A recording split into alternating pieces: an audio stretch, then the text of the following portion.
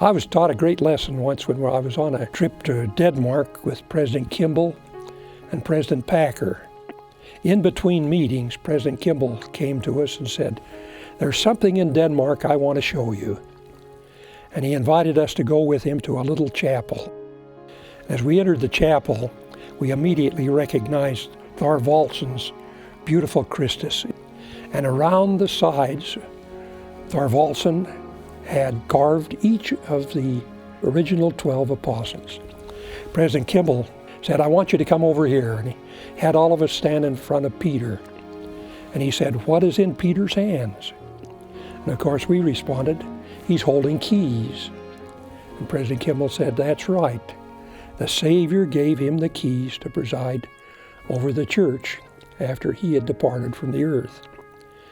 Then he said, "Today I hold the keys," just the same as Peter did in his days. The keys are invested in the prophet, seer, and revelator, and president of the church. Then he turned to the custodian that had led us in and said, "These are the original 12.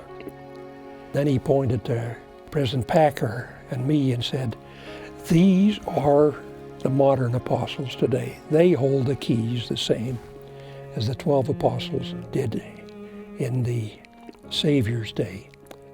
That was a profound impression on me to think that we held those keys. I've never felt the same since.